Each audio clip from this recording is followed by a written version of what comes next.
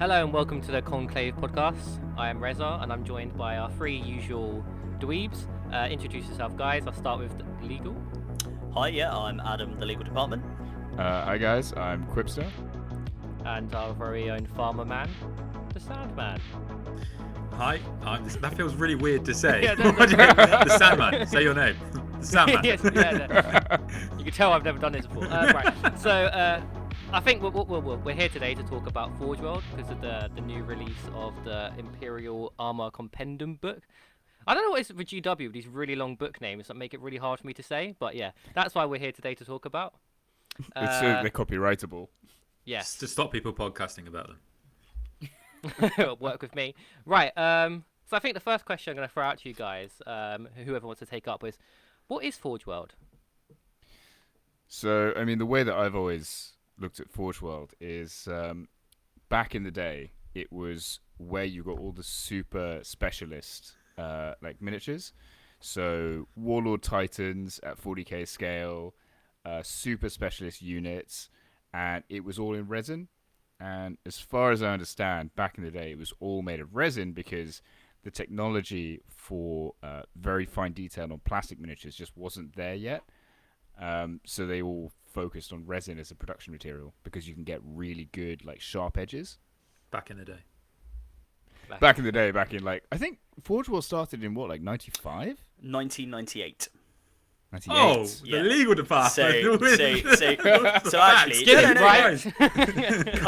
coming in to hit you with some straight facts. No, so start spitting some bars. Quipster's 100. Yeah, fire in the booth, mate. My grime album is coming soon. Quipster's 100% right.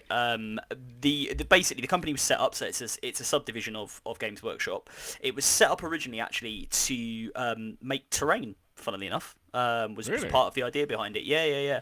And one of the guys who set it up was one of the sort of mad geniuses behind the original metal Thunderhawk gunship kit.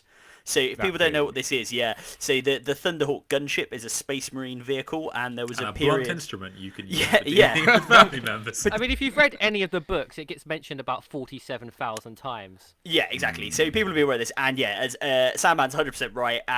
Basically, they brought this thing out as a metal kit in the early to mid 90s, which you had to glue together with mostly blood, actually, because obviously you had to sort of whittle it apart with a knife, and then that all got mixed in with and cut yourself a million times, and then got mixed in with the super glue, and then you could just kill someone with it. So if you lost the game, you could just launch at your opponent and murder them. It was very easy. Another fantastic use for it is if you wanted to magnetize your bases, you could stick them all to this Thunderhawk gunship, which you then just carry to Games Workshop. It's a fantastic idea.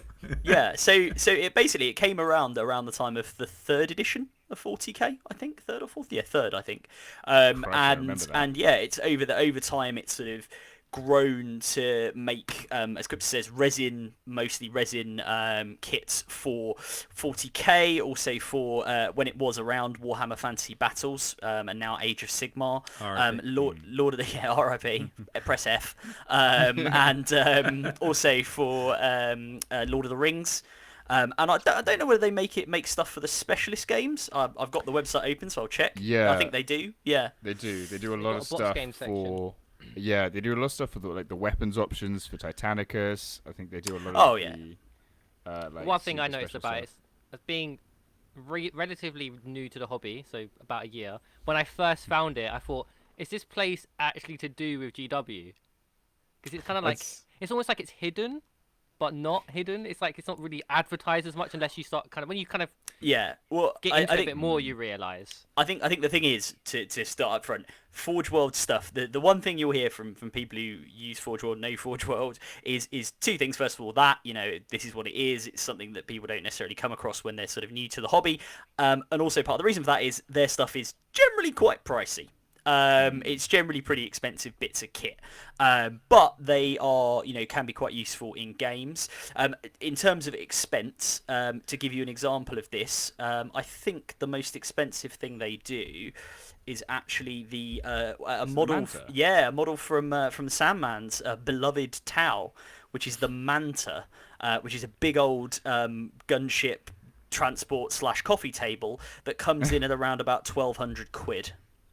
I mean, the thing about the 1100, Manta, 1100. though, One of my kidneys is on the market at the moment. If any of our viewers would like to take We'll start a about that Patreon. Manta We'll start a Patreon for this, guys, and we'll buy it. We'll just buy a Manta and we'll use it as once Nurgle's Plague is gone and we can all come back together and record in a single location again.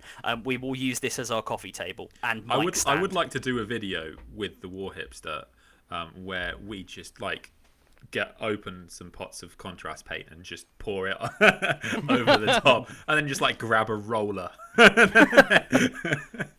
Probably The still be thing is better than about anything I paint. that Manta is genuinely big enough that you can play a game of 40k on top of it.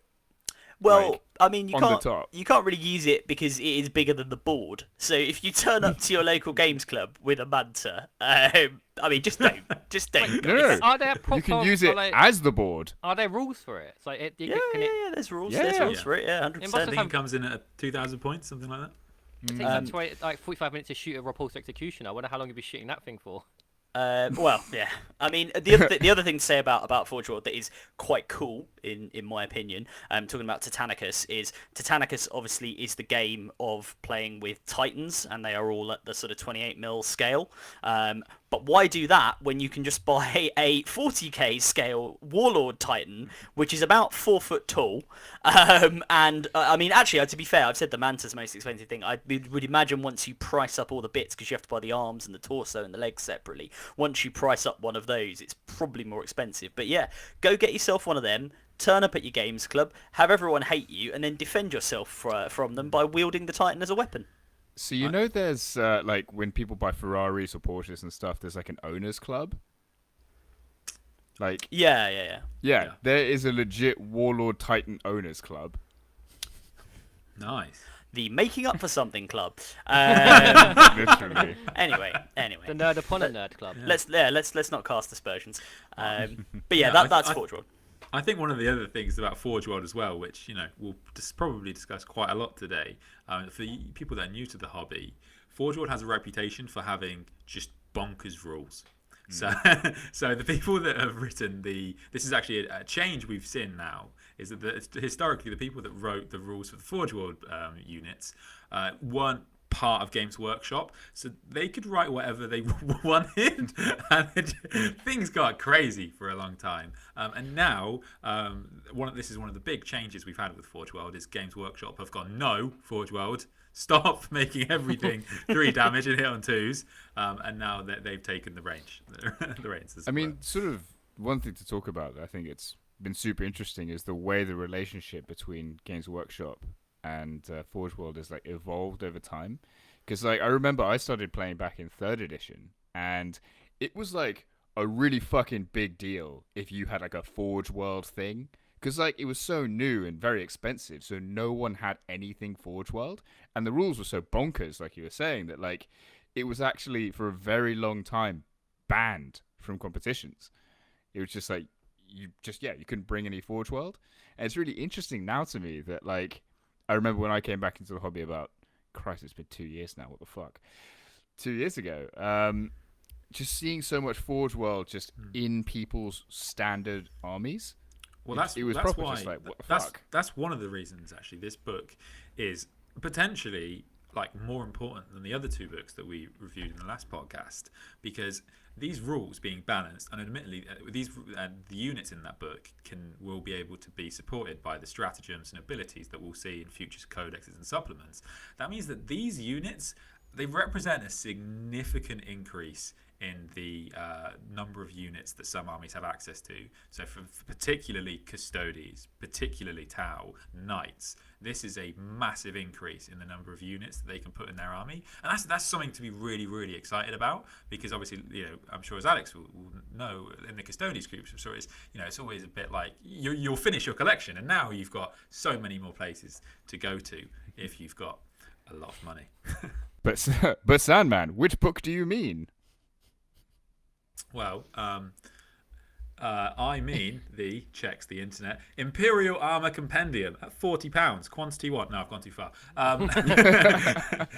Yeah, so yeah, this is the book, and actually this is another kind of change. They used to be split. Now this is something that's different about Forge World is every single faction has their Forge World units in one book. So if really really cool thing is if you play lots of armies, then Forge World's maybe not a bad place to go to because you don't need to buy another book. Yeah. See, this is the thing as well. I remember back in the day, I'm pretty sure I've actually still got the very first Imperial Armor book, and it had some like crazy stuff in there. And one of the things I think a lot of people sort of look to Forge World for is the narrative stuff that they've done, because all of that early like Forge World, like all the Imperial Armor books, which had all the rules for all the different miniatures they were coming out with, like the original Baneblade. Like the Salamander, I think it's the command vehicle, like all of that kind of stuff. The narrative stuff that went with it in that book was of a quality that Games Workshop basically has never really matched, in my opinion. Well, that's is that as a question too then? I don't know if you've seen much of the book. Are you a bit disappointed then that this book is much more streamlined?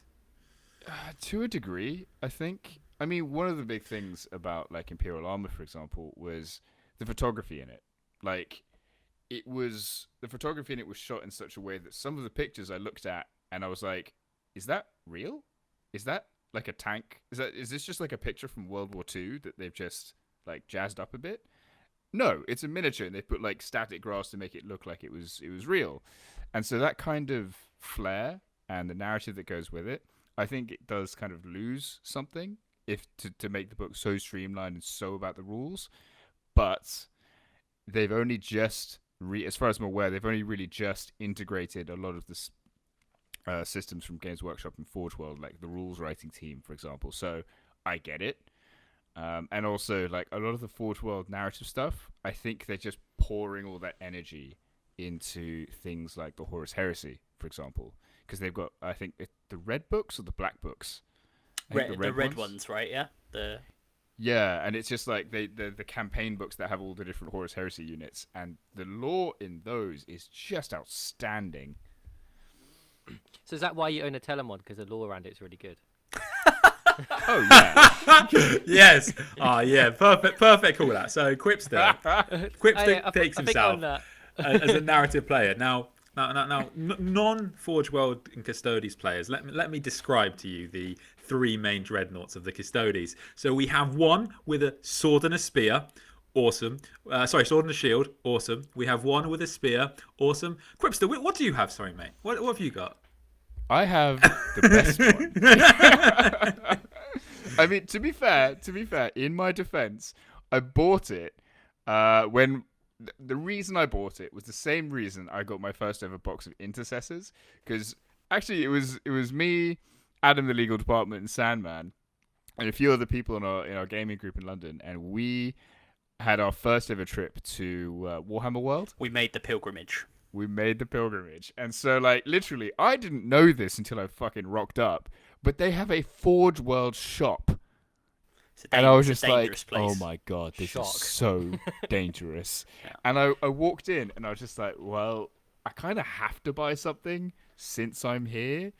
So I was just like, well, what's okay? And this was like a year and a half ago. So the Telemon was okay. Adam is just like mouthing at me bullshit. But it's true. It was like, okay, Custodians weren't in that good a place. It must be said, some of the, like that is a fantastic example. The Custodes dreadnoughts are just incredible. So there's I don't know, the Achilles is the one with the spear, which is just I believe so. What's the one with the sword and the shield called? The Galatus. The Galatus, yeah, absolutely incredible. Isn't the sword a flamethrower as well? Yeah, it's got like a melter gun in it. Yeah, they're both like Custodes weapons. Cool. Like they can, because of course it does. Really, it's like cool. a lightsaber. Yeah, I mean, to be fair, sort of like rules wise, the spear one, I think that's the Achilles. It's now lost. It had an ability to do mortal wounds on the charge, which it's now lost, which is kind of annoying.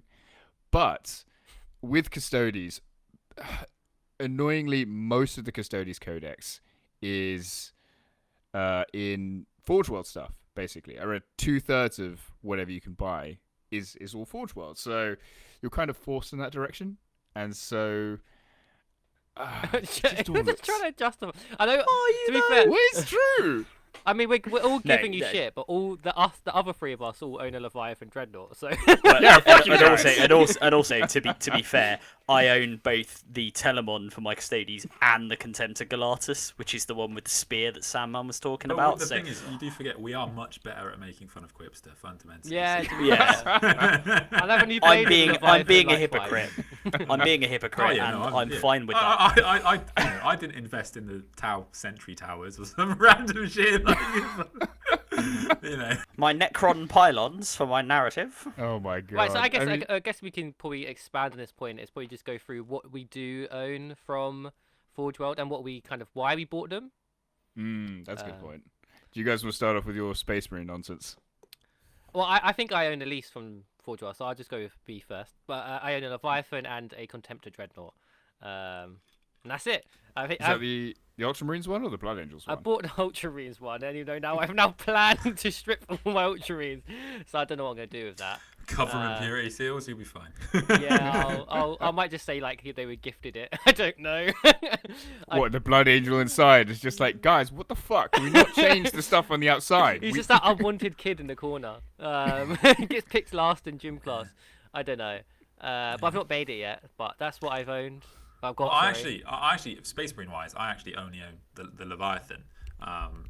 So I think let's start off talking about that. I think because that is a really interesting one. So the Leviathan has seen a huge change in this book. Well, changes. So the Leviathan used to be an absolute master, of on the tabletop. So he was a T8. He had a 2+ save. The loyalist one had a 4+ invulnerable, and then he had 10 shots on each gun, hitting on 2s at 30-inch range. Now he has lost and he used to cost I think it was 330 points, and he's lost a huge amount, but he's gained a little bit. But now he is far cheaper. So now he is toughness 7 with I think he's still got a 2-up save, and he has a 5-up invulnerable now, which is all the time, which is a big change for the Chaos one. The Chaos ones, they've also this is also something to touch on now because none of us play Chaos. Chaos have lost a lot of their flavour in this book. So all of the guns were standardised. So for example, Chaos wouldn't have the storm cannons; they'd have butcher cannons, which were just slightly different, but just in a cool way. They're just a nice little flavour. Yeah, didn't you? If you hit something, they had a penalty to morale. Apparently, morale, they were a bit stronger. Was that the butcher cannon? Yeah, the butcher cannon. Are you not listening? So so it's it lost the weapon skill, lost the ballistic skill, so it now hits on 3s, which is very, very good. It's up to 7. It's only got 8 shots on each gun now, only 8, but it has got a longer range, and it's got the -1 to damage, which all the dreadnoughts got, and we should say all of the dreadnoughts in the book have got that now, except No, all of them have got it. I think even Chaos ones have got it now, I think. Yeah, even Chaos ones, even the Custodians. I'm pretty sure the Custodians one's got that as well. Oh yeah, just because the Telemon needed to get better. I was going to say, even I'm thinking, maybe that's a bit extreme for the Telemon. Well, you won't use it anymore, right? Because you're a narrative player, so... Yeah, I'm a narrative player, which is why I've only got one. Poor Liam. Yeah, you've got one Telemon Dreadnought, but 10 Terminators. the thing Sandman is referring to is I did a bat rep with Liam from DZTV. Name drop. Yeah, name drop. A while ago, just before the second lockdown, and I thought it was going to be a pretty fair fight. Frankly, I thought I was going to have some real trouble. Yeah, let's give him some serious spoilers. It was my Custodians versus Harlequins, and wow, I in 3 turns basically tabled him and lost 4 models. So Quipster, not one to brag. But I just wasn't expecting it at all. It was a very difficult game for me, that one, because on the one hand, I really wanted you to lose, but on the other, no, kidding. But on the other, I'm not a fan. I think Harlequins have got, which we won't go into on this episode, suffer from have got just all the Eldar jank going on. So it's actually quite nice to see them not do as well. To be fair, talking about Harlequins in terms of Forge World as well, as far as I'm aware, they actually don't have any Forge World support. Is that? No. Am I wrong in the that? Harlequin range is absolutely tiny. Which Yes, is partly it's just very by small. design. I mean, they need something. I mean, they don't just need something. Like, so one of their, not only they have a tiny range, one of their part of their range, the Void Weaver, which is their heavy support, is essentially useless. So they actually have like 6 units they can actually feasibly draw from well. But yeah, it is what a other deliberately army has small that? faction. Yeah, well, I mean, even compared to you, mate, it's not very much. It's true, and I think custodians are in a quite nice place because, well, an interesting place at least, because we have a lot of Forge World support, but that's only because you can have custodians in the Horus Heresy, which is where all that flavor comes from. Yeah. But yeah, the other thing I was going to say about going back to the Leviathan Dread, Yeah. it's I know there are a lot of narrative players out there who are a bit tired of seeing the Levy Dread in all places, because as far as I'm aware, the narrative behind the Levy Dread is that it's like this one special heavy dreadnought that like maybe a chapter will have one of, maybe ever, and a legion might have like one per 10,000 Marines or something. The narrative behind them is they were built on Earth pre the Treaty of Olympus with Mars, and the Martians don't like them because the Martians obviously have built all the technology behind all the other dreadnoughts, and they have sort of stuff from old Earth and sort of old technology in them, which is why they're supposed to be so powerful. So they're meant to be super, super rare, as you say. You are killing it with this knowledge, mate. This is incredible. Yeah, right. But yeah, that's the fluff behind the Dark the Angels Levy. actually have shit tons of them because. Yeah, cool. would do. Well, no, it's probably because, not So anymore. so do all Iron Hand players. But actually, that's a really interesting thing you mentioned, Adam. I didn't know that was the case, and it makes sense because in the latest, 'Cause you're a paladin. in the latest Dark Angels book, Lionel Johnson, it specifically says that the Dark Angels in the Heresy are not supplied by the Mechanicum. They're supplied specifically by manufacturing facilities on Earth, which makes sense that they can bring like 20 fucking Leviathan Dreadnoughts out at a time. Yeah, so well, I mean, one of the things just to say on while we're talking about the Leviathan as well. I mean, I've got one. I think this is most Space Marine players have. One of the reasons it became so notorious, and Reza sort of alluded to it there with the Iron Hands, is there was a list towards the end of the last edition, run by a bunch of guys mainly based over in Florida called Brohammer, who are a sort of team of very good, a team of bros. But a team of like very good players, and they came up with this list using the Iron Hand Space Marine chapter, which everyone nicknamed, unsurprisingly, the Broviathan list. And the way this basically worked was it's a contraction of Brohammer. Sorry, guys. We just needed that clarification there. But it's the way the list worked was the Leviathan Dreadnought. You could make, like, Iron Hands can make Dreadnoughts characters. And they can give them all sorts of additional abilities, or they used to be able to. And what you basically did was sit this dreadnought in the middle of a whole bunch of Space Marine intercessors with an apothecary, and what you used a combination of a bunch of rules that basically meant the Leviathan Dreadnought could get shot at.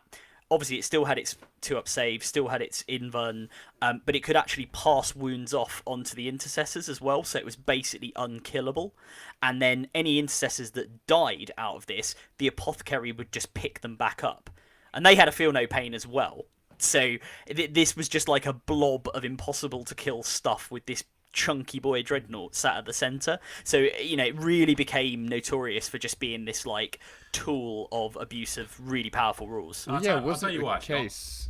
Oh, sorry. I was going to say, wasn't it the case that someone mathed it out, and that list, the Leviathan Dread could take all of the firepower from a Warlord Titan and just survive? Well, on the averages. I think the thing about that list, one of the reasons so good. So I think Richard Siegler said this. I think he actually didn't use that stratagem like more than like twice or something like that in the whole tournament, because you just don't need to, because no one's ever. You just didn't need to. I think also whilst we're on that, I want to talk about my first proper positive of this book from my point of view, which is that the Leviathan, in my opinion, got hit with a pretty reasonable nerf bat. Like it's pretty, like it's still like you shouldn't be sad at all if you have a Leviathan. You should be really pleased. Like I think the Redemptor is the thing people are going to compare it to straight away. Like, and so I think as a comparison, it's an interesting one. So the Redemptor is first of all way undercosted, but second of all, the Redemptor is also toughness 7. I think it's 180 as opposed to 240. And we should say as well, all the Forge World Dreadnoughts you now have to pay a CP to take. However, that sounds like a lot. If you took a Redemptor and there was a 1 CP strat at the start of the game, you give your Redemptor a 5-up in fun. You'd do it every time. You would never not do it. So that's the way I would look at it. So it's still really, really good. And at that point, what you're essentially doing is paying those extra 60 points for the better armor save and the better shots. You do, however, lose the core keyword, which can be a big deal. But I think if you're looking to plug 1 dread into your army, I think the Leviathan is a fantastic choice. So the reason I think that's a real positive to circle back around is because GW often can be a bit overly zealous when they see things like the Leviathan do really well in tournaments. Like we've seen, like there's another example. Poor Centurions. So yeah, what? I think that's really. What are they good. now? So I think it's a really, really good thing that they're looking at these models after they've hit them and actually making them still playable. Like they hit it with all these nerfs, but then they reduce the points substantially to cover those losses. So great job, GW. Look at you, half glass full. I mean, to be honest though, as we've been talking about this. One thing that struck me and is kind of surprising me about all of this is that so basically every legion has its own unique Contemptor Dreadnought and Leviathan Dreadnought, right? It's actually quite rare now that a legion won't have that. It surprises me that each particular dread doesn't have like a little special rule. For example, the White Scars one doesn't have +1 movement. The Iron Hands one doesn't have, I don't know, regen wounds. What, you mean like chapter tactics?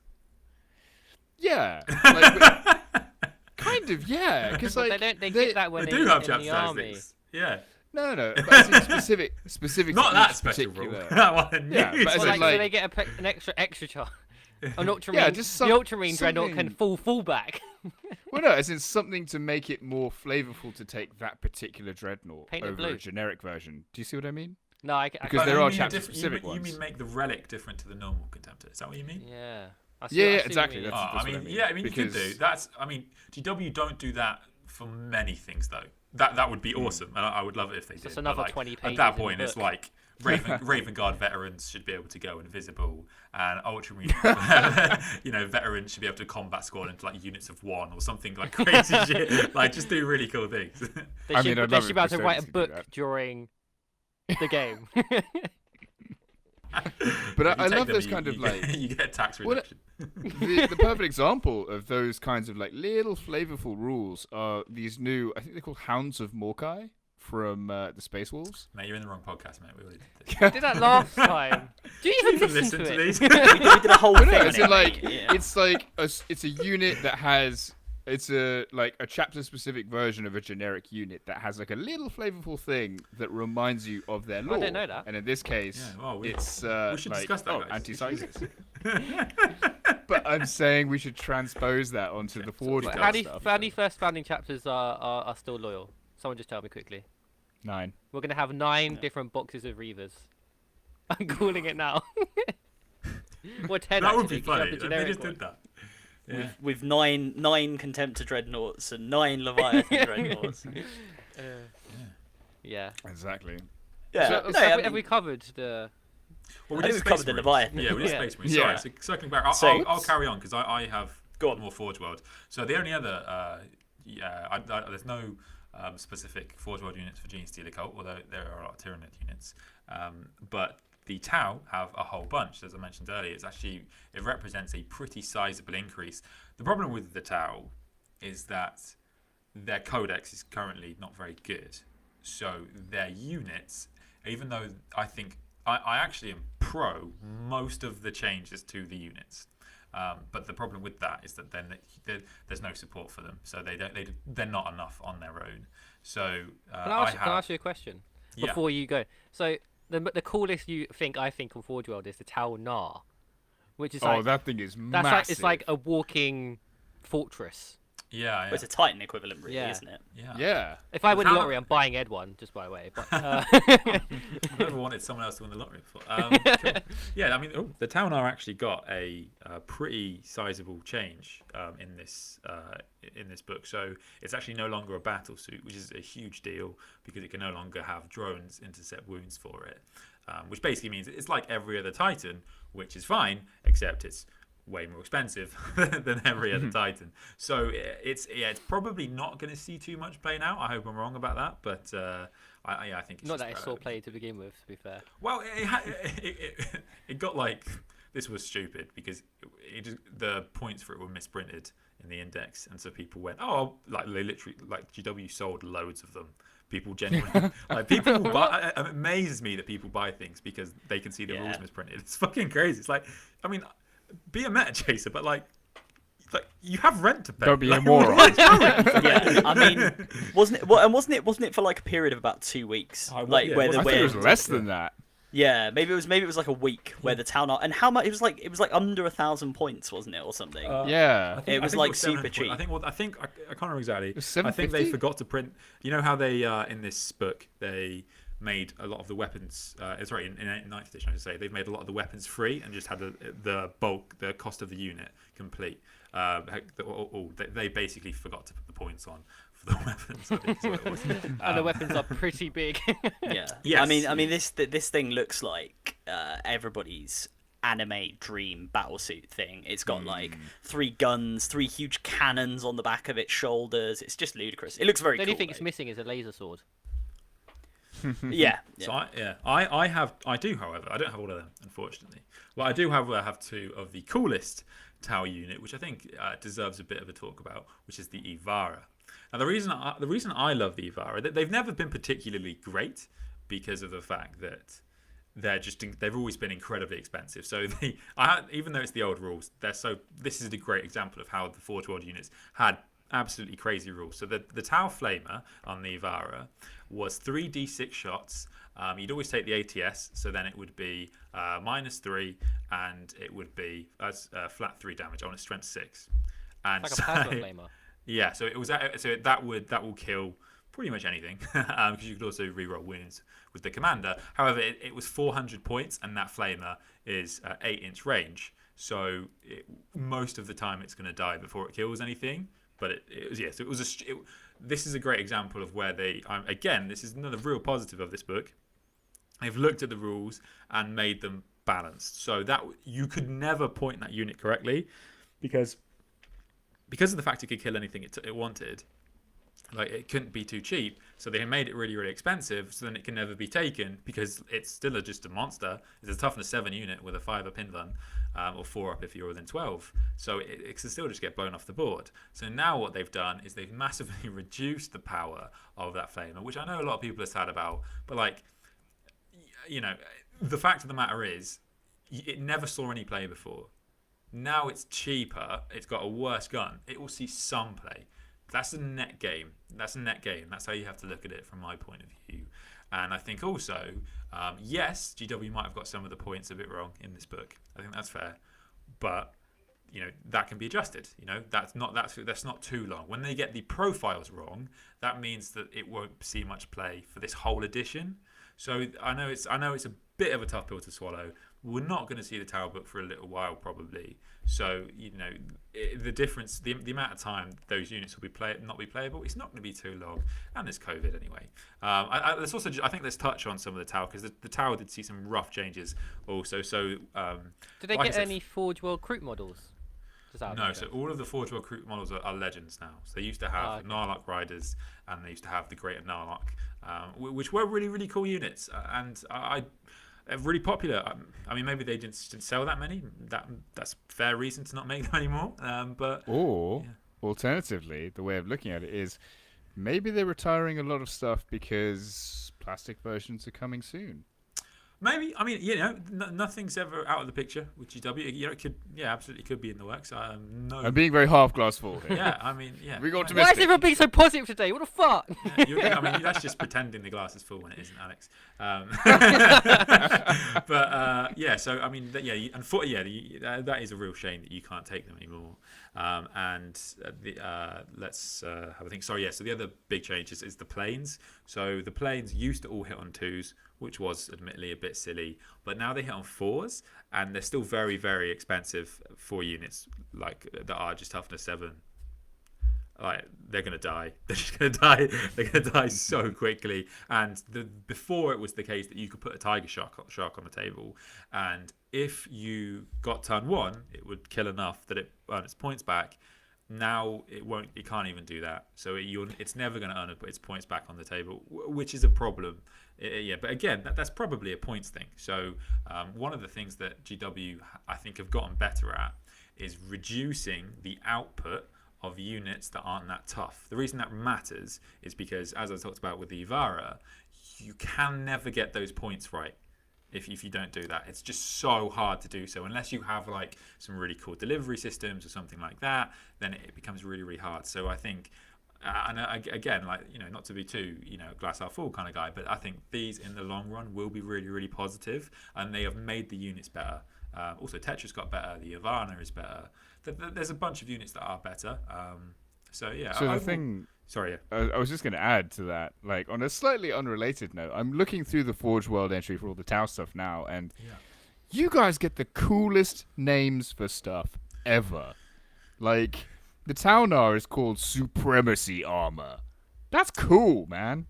Yeah. And, like, the Fusion Eradicator. Well, the Tau... Just looking at this gun is just... It's just outrageous. The Tau Armory is a really, really cool thing to kind of look at, especially over time, because what actually happens is a lot of these units get developed from rules and from story. So like the Riptide and the White-Tide and the R-Tide, they actually were developed in battles against Space Marines, and like, you know, Shadowsun like deliberately held them back for a long time to surprise people. That's actually a very common thing the Tau do, is release a battlesuit each crusade, but the reason it's really fun to be a Tau player is because, and there's a bunch of rules like this where each edition, the Tau Armory has changed ever so. The Tau Armory changes ever so slightly, and so it upgrades incrementally. Yeah, exactly. So for example, with like cyclic ion blasters, they were once just like you could have one in your army, you know, because they were this incredibly rare weaponry, and so like one of the big. It was a prototype, wasn't it? Yeah, one of the big prototypes, and Ovisa, who's one of the 8, develops a lot of the weaponry for the Tau ultimately end up using. And so there's a lot of things that they talk about in the books, and things that are relics actually in the game that, you know, fingers crossed might even see, you know, more widespread rules in the game. And as a Tau player, that's not too crazy to say, because it does happen. It has happened in the past. So I was going to add to that as well. I remember watching an interview with, oh Christ, what's his face? He's done loads of Jez Goodwin. That's it. He designed a lot of the original Tau stuff, and like a lot of people may not know this, but Tau was my first proper army in 40k, after obviously a bit of Space Marines, and I remember like when I first got the rail rifle guys. It was like in a broadside. No, with the rail rifles. Pathfinders. Exactly. I had the original blister pack of metal miniatures for those with the super long, stupid-looking helmets. Yeah. And it was interesting because I remember watching an interview with him. Originally, it was a special issue item, so you could have like one in the whole army, maybe 2 in a squad, and one squad would have it in the whole army. And when Jez Goodwin was explaining it, he was like, look, when I first designed it, it's got all these wires and stuff coming out of it, and it's a bit more blocky because it's the prototype design. But when it moved on to the plastic kits, it was more refined, it had less wires, it looked a bit more rugged, and you could take them in every single squad. So the design philosophy has always reflected as well the idea that you've got these incremental changes and prototypes and new developments of stuff, which I think narratively is super interesting because it puts the Tau in like a super different place compared to almost every other faction. Well, they're young upstart race, right? Empire. Yeah, literally. And it's interesting that even in like the design philosophy of individual weapons, you see that like being put out there. That's really cool. Yeah, I just thought it was super like a cool. cool. But that covers me for my Forgeable stuff. I don't have too much actually. Has anybody got Adam, anything you've we've got not added? Well, I've got a bunch, Yeah. but I legal think Adam's department. got loads. Well, as I was going to say, I've got a few bits and bobs. So on the Custody side, I won't go into it in too much detail because I think we've already talked about it a lot. I've got the Telemon Dreadnought, all shoulder pads all day, which is just if listeners, if you look up Telemon Dreadnought, it's a model which is 70% shoulder. It's pretty chunky, and that's quite good fun. I've also got the Contemptor Galatus, which is basically a Contemptor Dreadnought with a big laser spear, which is another Custodes model, which is quite cool. On the Space Marine front, I've got the Leviathan, but my personal favourite, and I can't believe none of you have mentioned this, I'm very annoyed about this, is the Freddie Mercury of the Dreadnought world, the Deredeo. The Deredeo Dreadnought. Why is the Deredeo Dreadnought so cool? Well, It's not. I'll It tell you, looks bad. Steve. Does it look like a I'll tell turtle? you, Steve. It's because it looks like a boat. First of all, it's got a chest shaped like a boat with some legs coming out the bottom. It hasn't got any arms. It's just got guns. There's none of this pretense that it's some kind of like walking, sort of animate figure that's going to come up and punch you. No, this thing is all guns all the time. And the other reason that I really love it, which is slightly more hilarious, is that when you buy it, what it comes with is a sort of shoulder-mounted missile launcher. But one of the options you can have on it is something called an Atomantic Pervase, which basically gives it an invulnerable save and gives everything around it. Or caveat to this, sorry, before I go any further. This is what it used to do. I haven't looked in the new book to double check this, but I will double check this at some point in the future. But what it used to do is it used to give the model and everything within a certain range and a 5-up invulnerable save, so it was very good. What was quite interesting about this is Forge World never bothered to actually make the sort of little doodad, whatever it was going to be, to go on this thing's back to be the Atomantic Pervase. So it was an option that existed in the rules, but if you wanted to do it, you just had to build something yourself. You couldn't actually buy anything to go in it. So what I've seen a lot of people started doing was, if people know the Impulsor, the Space Marine transport that's got a little shield dome, people were using those and sort of plugging those into the back of it, or bits of Tau kit, because they have kind of round shield drone heads and things to act as this thing. So yeah, the Deredeo is awesome. It's got an awesome name. It looks like a boat with legs, and it's got an entire piece of it just completely missing that you have to just make up yourself. So what's not to love, guys? Do you like the nacho Doritos, or do you like the flaming Doritos? Flaming hot, mate. Flaming hot. It's what it's all about. Excellent. Awesome. I mean, I should go quickly into my Forge World nonsense. I don't have that much, and there's a few reasons for that. So number one, You're slow at painting. I'm so slow at painting, outstandingly slow. But also, and this is something we haven't really touched on yet. Slow at getting commissions. Oh, I hate you guys. But no, I mean, one of the big things is I hate working with resin. Like, I find it to be an awful material to work with.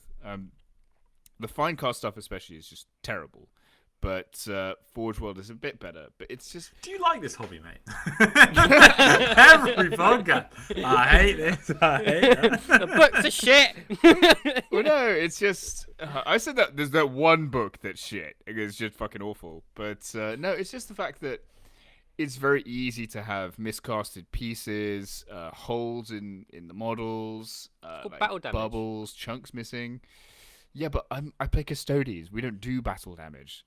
That's not It's how we because you roll. don't leave the palace. Sorry. It is worth complaining about, and quite frankly, I'm actually going to back Alex up on this for one reason. I'm going to lead on to. So No. people should raise with GW that resin is bad. So I've had two. I don't have a lot of resin, as I say, and my experience have been awful. So my Commander Farsight was missing a chunk of his leg, and my Leviathan was missing a chunk of his torso. Now I haven't actually done this. However, I will say GW are apparently very good at sorting these things out if you do raise them. However, it is worth raising things with GW now, if you don't like the plastic, if you don't like the resin and you want the plastic kits, because GW have shown they do respond. So sorry, Alex, I will let you get back to this, but I have to bring this up because it's really big. So the internet won its first battle this week. So one of the things that happened in the Forge World book is they didn't allow. They didn't put the classic Chaos Space Marine units, the Leviathan, the Dreadia, all of these specific Chaos Space Marine stuff under the Thousand Suns and under the Death Guard rules. Adam, I don't know if you saw this. And no, I didn't. And I was going to make a comment on this, so I'm now really interested. And so lots of people were like, "Well, this is a bit annoying. It looks like you can't take it. This is obviously a problem." GW went, "No, it's not. Sorry, it's obviously an error." And GW went, "No, it's not an error because they wrote in the Legends rules if you want to take a Death Guard Contemptor Dreadnought, you are welcome to do so in a Legends army." They did that, and obviously, and this is not a joke, right? Okay, as funny as we like to say about, and as many jokes as we should make about nerds getting angry, and you should never be rude to any employee of GW ever. It is not okay if someone's like, "Oh, but dear GW, I have spent hundreds of pounds on these models, and now you've said I can't use them." That's genuinely something you should flag. And so resin is a great example of, please do email GW every time you order some resin, and it is just crap, because I wish I had sent the pictures of mine, because these things are going to change and will change, and they are getting much better at responding to this criticism. What was the victory? So, the victory. What was sitting there like, and? They've now changed the Legends book, and that is now gone. So my dream of a Death Guard Decimator with Soulburner Petards. You officially can't do it, but it looks like they can. So they haven't FAQ'd the Forge World book yet and put those rules into the Forge World book. But what they have done is FAQ'd the Legends book and taken them out of the Legends book. So you still technically can't right now, but it looks like you will be able to. So well done. Well done to people that emailed GW politely. FAQ'd. Yeah, I think the thing. I think the thing to just to say, I completely agree with what Sandman says there, and GW do listen. I know we get on our high horse about, you're just shill for the corporations, right? But to be fair, they are well, you are, mate. No, they are more I think they are more responsive now than they've ever been. So it is worth putting that. And they've always been good at sorting out little customer service issues, but these bigger ones, they do listen. Where I think the complaints about the Death Guard stuff, and I don't just say this as a Death Guard player, and Thousand Suns as well, are right, is because when you have in production models that are still in existence that get moved to Legends, and you're told, hey, if you play regular Chaos Space Marines, you can use these, but for reasons, because you play this particular legion for which we have put out other books, you can't. That does seem ridiculous. Where I will say to draw the line, if we are going to talk about people complaining about stuff, one of the things I did see, and I'm sure we'll get onto it in more detail later, was one of the things that this book, the Imperial Armour Compendium, contains, as well as obviously the sort of models we're talking about, is certain unique rule sets for certain Space Marine chapters, and also what I'm about to talk about is an Imperial Guard regiment called the Death Corps of Krieg. And Crips is laughing at this because he knows what I'm about to say. The Death Corps of Krieg are very popular, or they have been very popular historically, and most of their stuff, pretty much all their stuff, came from Forge World. And they announced, when they announced this new book, that they were going to basically update them. For reasons I don't quite understand, which I can only put down to people just not looking at the official sort of Warhammer community website where they announced this, there was a massive burst of outcry on the internet from people saying that the Death Corps of Krieg were being binned entirely and everything was being got rid of and you weren't going to get anything. And this was like a day after they'd announced that they were giving them, that they put on their website, here is their doctrine and stuff. It was all a bit weird. As I say, maybe people just didn't read it, I don't know. But there was a lot of pretty nasty stuff being said. And then obviously it turns out the book comes out and actually they're in there and they have rules and stuff. Yeah. What they have got rid of is out of production models. And I'm okay with that. I get people complaining and saying, like the Narlocks and things like that, and that have moved to Legends. I assume are some of them out of production now, Ed? Yeah, they are. They are, yeah. Yeah, so, and I get people, again, they're cool, you've spent money on them, but frankly, they're not making the models anymore. There's nothing wrong. Look, there's nothing wrong with, and again, like if you do things in a polite way, like it's like GW do want you to do that. Like they do want that feedback. They need that data to find out what people want. So it is honestly worthwhile emailing GW and being like, oh, I've really loved the idea of a Kroot army. It would be great if you could reprint those models and bring them back, because they will read that and listen to it. Just don't be angry when you email them, because they'll just ignore it. I mean, 2 points actually on that. So number one, talking about the customer service stuff from like resin miscasts and that kind of thing. I had an experience with I bought the special edition Vindicar Assassin. You know, there was the old metal one, and he's like actually looking down the sight. So I had one of those back in the day. Lost it, and then this new one, a reprint of that came out as resin, and I was like, oh my god, okay, I've got to have that. Got it, and he was missing a chunk out of his eye, and me being a perfectionist, I could have gone over it, but I didn't like want to risk it, and so eye patch. Yeah, I could have done, genuinely. I could have filled it in with green stuff and like sanded it, but it would have been very delicate, and I didn't want to risk it. And so I sent them a picture, and immediately they were like, "Yep, okay, that's fine," and they just sent me a new model, which was really good, and it was a much better quality. So now you've got two, one with an eye patch and one without. Yeah, genuinely. I think one I'm tempted to use for a conversion. But yeah, so the customer service for that is really good. And the thing I'd add to the Death Corps of Krieg stuff is one of the reasons I think there was so much passion in the community when all of that stuff happened is because everything in the Death Corps of Krieg army is Forge World, which means it's all resin and very expensive. To work with resin requires more skill, time, effort, and dedication, and the monetary outlay to have a Krieg army is actually way higher than it is to have a plastic Katachan army, for example. So if you've spent all of this time and money and passion and effort into an army over what's probably a series of like decades, you're going to be so invested, and that's going to come out, which is why I think there was so much passion specifically for I will say, Death Corps of Krieg. I totally agree with that. And like, so for example, I saw a number of posts on the specific thing, which people genuinely thought that Death Corps of Krieg infantrymen were being legends, because they saw the contents page and they went on there, and like every reasonable person went, well, that's because they'll have standardized them and put them in the guard codex. But people genuinely like there were posts on Reddit with like thousands of upvotes. People were being like, bye Krieg infantrymen. It's like they are still selling these models. What are you talking? Anyway, as I say, what killed me about that? Sorry, the final thing I said, but what killed me about that is on the Warhammer community page that the picture of the bloody contents page came from. Yeah. If they'd have scrolled down, it had the whole section on Krieg and their doctrine. Yeah. It's just insane. And I will say, one thing I will say about Krieg though is their doctrine is weirdly shit. Like it's so weird. Like Sisters. I always think Sisters are always the example I use of rules that were done really, really well, because GW took their time to like think about a really complicated mechanic that was going to massively change the game. Spent it at least a year between the beta codex and the actual codex, I believe it was, and it came out, and they are amazing rules, really, really well done. And they're really, really timid with releasing those rules. And they, in hindsight, maybe they should be.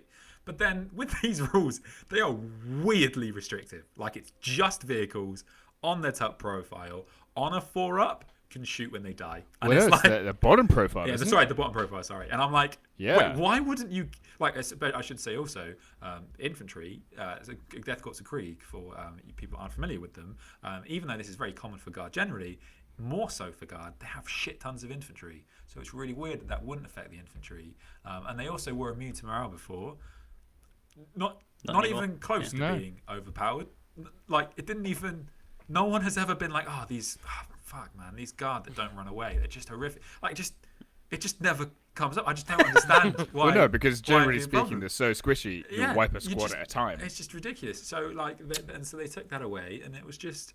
It was just when I say it's just a weirdly shit, it's because I just don't get what they were afraid of. Like, so with Sisters, for example, I would get it. It's like, if they'd got it, with Sisters, they got it, I think, almost exactly right.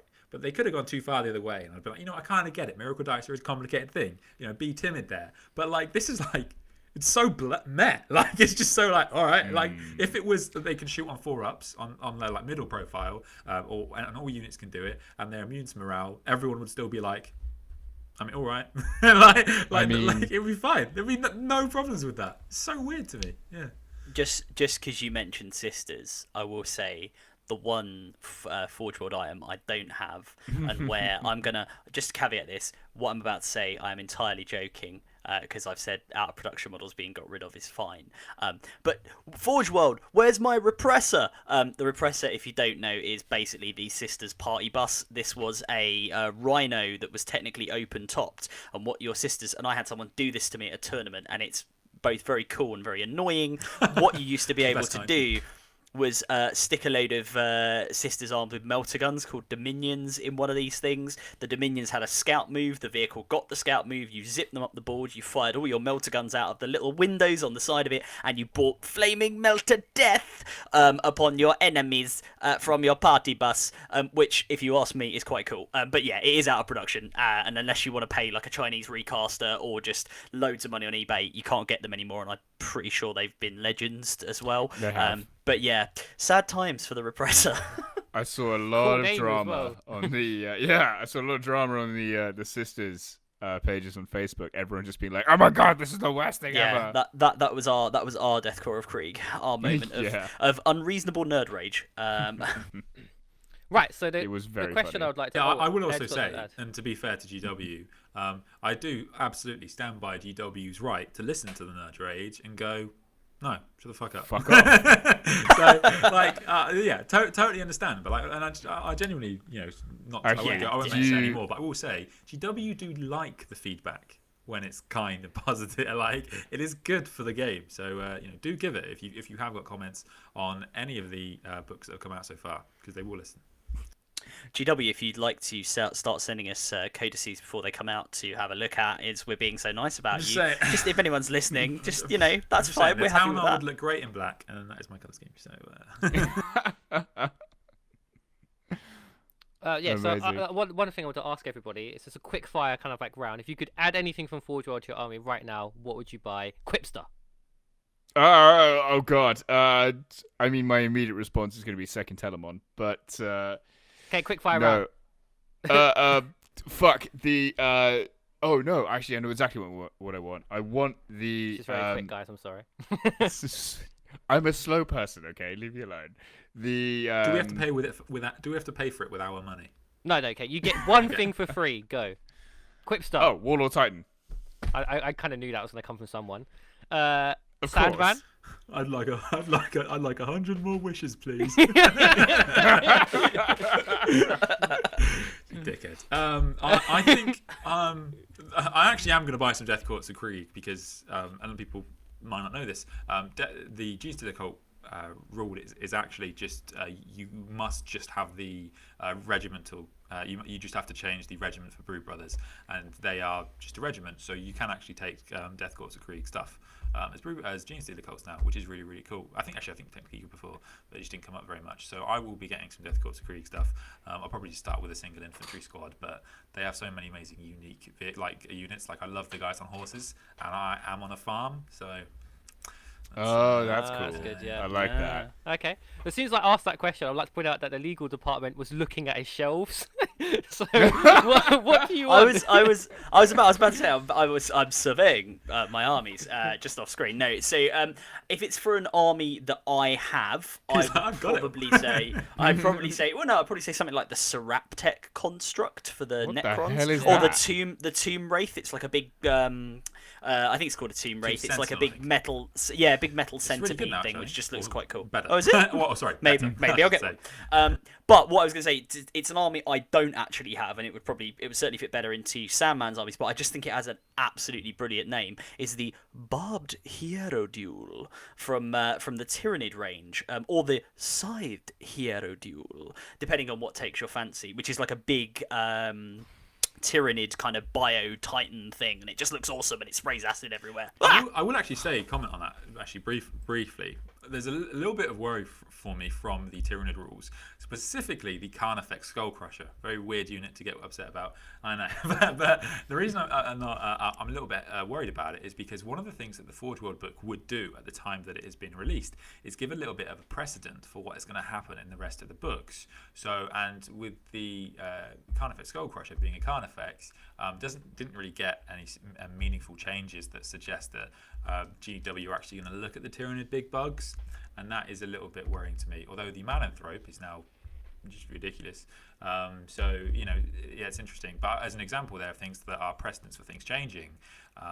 The Tau have now got a 4+ ballistic skill, where a lot of people were anticipating they go to 3s, and the Orcs, they're the hit on 2s. No, well, their bike's got. It looks like they're going to get extra toughness or something like that, because their big mech on bike. It's a big mech on bike or Warboss on bike is now back and better than ever. He's now an absolute tank. Warboss on bike. So so there's some interesting precedents set. So it's always worth looking at those rules if you want to try and guess what's going to be in your codex. And again, like, if you don't like to speculate about what's coming in 40k, pick a different hobby, because it's my favorite. Awesome. So something else I want to touch on while I've got you guys is that we kind of touched on like the Death Courts of Krieg having some Forge World rules, but there's also some Space Marine chapters that have some specific Forge World rules as well, and support. So I kind of want to expand on those, especially around the lore, because there's nothing better than listening to you three ramble on about the lore. So let's go with the Sandman first. Can you tell me a little bit about what I'm alluding to? Let's start with the Dawn of War fans. So go ahead with that. So I mean, they're definitely the ones I know best. I don't know if anybody here does a fantastic impression of Gabriel Angelos. Brothers, legal department. Space Marines. But yeah, he has a very he's just got such a Space Marine voice in those games, and the model is actually really, really good.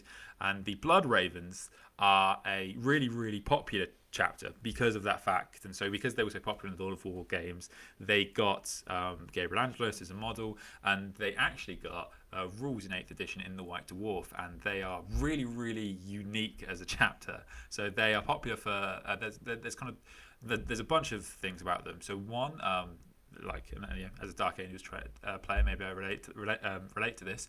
There was a bunch of heresy to do with their people in their chapter, and Gabriel Angelos became chapter master in the books by killing. Well, I mean, how much spoiler territory do we want to get into about their origins? These games came out in like. These games came out when I was probably single figure age, so it's been out a while.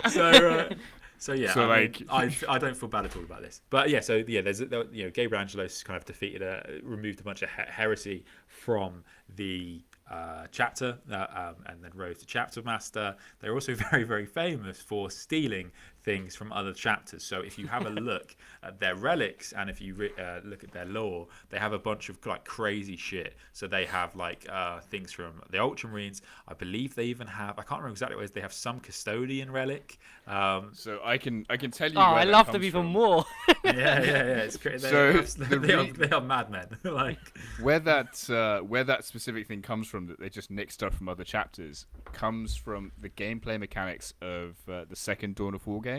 So basically what would happen is you'd roam around the map and your characters could pick up special issue items, and it was always like, oh, this flamer was like from the Ultramarines, it was carried by this champion, or this is from the Dark Angels chapter, and everyone's like, why are they just running around stealing all this shit from other chapters? And so that's Gilliman's leaf blower. Well, that's actually literally they actually reflected was stuff that. like you that. took Gilliman's pen.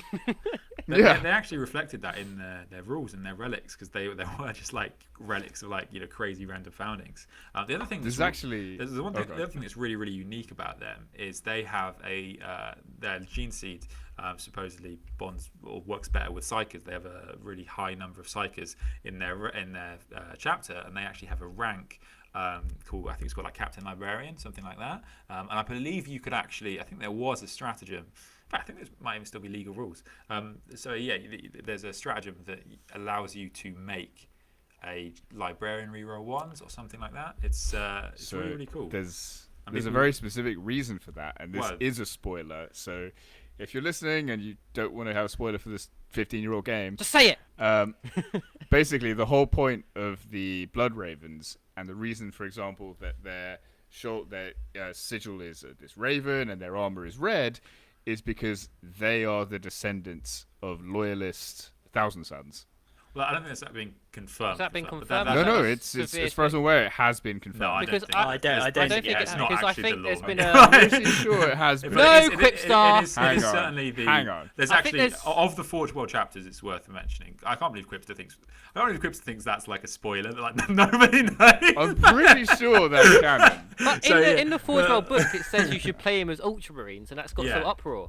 So yeah, well, so the rules are a bit funny about that. So there's actually, I will say, there are 3 of the chapters that are rumored to be from Traitor Gene Seed in the Forge World book. So the Minotaurs and the Kikaratrons also. So they actually have now suggested chapter tactics, which is interesting. Because they, like with everybody believes they're from the Thousand Sons, so you should be able to just choose whoever you want. That's what people think you should be able to do, but you actually can do that because it's just suggested. So it's kind of just meaningless suggestions. Yeah, I from don't know why they GW. did that. I think they should have just left it. It's actually just more fun to be able to just pick whatever you want, because no one wants to be stuck with an army. Because there are like yeah. specific successor traits in the book which do help your army with psychers, which if you could really build Yeah. a really fluffy. Because I think somewhere in the games they mentioned that one of the chapter masters actually was a librarian back in like the history of the chapter.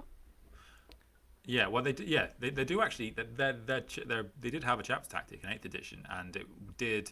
I think it allowed you to reroll ones for psychic tests.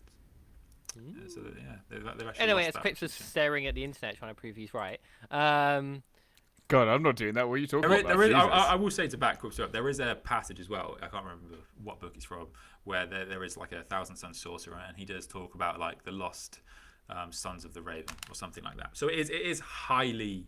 I think it's very speculative. Highly nodded. But to, I think what but we'll it's do like now to Wolf Time, cheer Quipster up, we can talk about the Minotaurs, because they featured in probably one of my favourite 40k books. Not the favourite, because obviously that's Dante, but it's the second favourite book probably, where they were quite heavily featured. Not a spoiler. If it is a spoiler, sorry. Quipster, you can go ahead of this one, and then Legal seemed quite excited by the mention of the Minotaurs. Yeah, so the Minotaurs are a super interesting chapter because they have this cult following. I've actually seen them quite a lot on the table. I mean, I don't know about you guys, but I've only ever seen one Blood Raven's army, and that's Mikey from Hellstorm. Name But drop. I've seen. Oh wow, okay, I didn't know that, Adam. But yeah, I've seen very few Minotaurs. Blood Raven's armies out there, but quite a few Minotaurs armies. And I think number one, a big reason for that is because it's a metallic sort of brass kind of scheme, so it's quite easy to pull off. And yeah, there's a lot of interesting fluff around the chapter because they're supposedly like a chapter that kills other chapters of Space Marines. So they don't have a lot of the chapter limitations that, or numbers, for example, that other chapters have. I don't know, Adam, if you want to expand on that at all.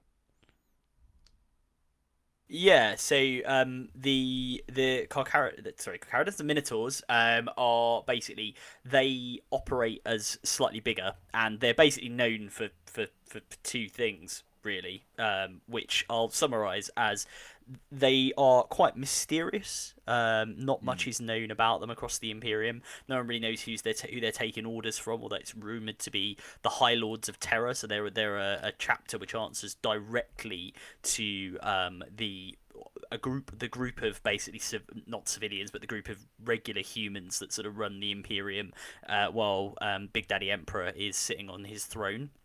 And 2, they are, being blunt about it, massive dickheads, and they have a habit of smashing everything to pieces, including loyalists, heretics. They just enjoy violence. So they come from the cursed founding, which was like the 21st founding of chapters or something. That's like where they're supposed to come from. But again, why they're mysterious is there was a chapter created then called the Minotaurs, but no one knows if that's the same Minotaurs that still exist today.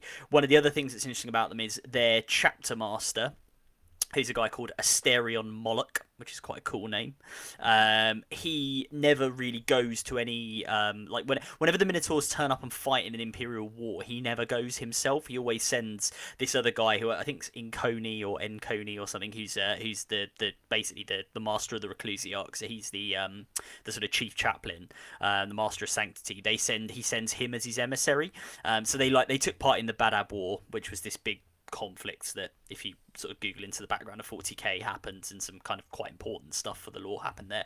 But he never turned up to any of the sort of meetings of all the chapter masters of the various Space Marine chapters that were involved in that. And actually, other chapters won't fight alongside them. So the Ultramarines the Ultramarines will not fight alongside them because basically I think the fluff is that the Minotaurs basically wiped out an entire successor chapter of Ultramarines because of like some perceived slight or something went wrong. I know one of their characters, and to bring it back to what we're talking about, one of the Forge World models you can actually buy, which is a dreadnought, one of their characters who name escapes me off the top of my head, but he's a Contemptor dreadnought, and one of the bits of fluff behind him is he basically in one battle accidentally got shot at by some Imperial Guard. He then went in, destroyed the Imperial Guard, a whole bunch of Space Marines, and a Lehman Russ tank, and he only stopped because he got basically a radio from or a Vox, sorry to keep it 40k,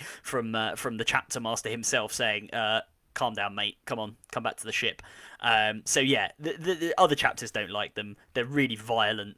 I think even the Custodies don't like them, so I'll hand that back to Quipster. But they look like Spartans, right? That's like Oh yeah, they've got that aesthetic. Yeah, if you like the Greek thing, if you like the whole, I mean, the chapter master has the round shield and the spear. It does look very 300 in the 40k universe. Mm, and he's absolutely cool. Does the Forge World sell upgrade bits for them, actually? Just whilst we're on that, is that a thing they sell? I don't think know. so. They sell specific Shoulder models. pads, So you can buy the chapter master, you can buy the chaplain that Adam mentioned, and also that dreadnought is on there as well. But that chapter master in specific has survived dying a few times, right? I just checked it to answer one of your earlier questions. I think it's from you, Quipster. They do have a Blood Bowl Minotaur. There you go. They do have stuff for the mini games. But in terms of like him dying, Asterion Moloch, there's a bit of contention as to whether Asterion Moloch is a title that's passed down from chapter master to chapter master, or if he's actually just a guy. No one really knows because no one knows what his face looks like. So there's a lot more mystery about it all. But I mean, in the book that Reza was talking about, I can't even remember what it's called. It's not Talons of the Emperor. It's Empress Legion, maybe. No, that's the first one. Then it's the Regent Shadow.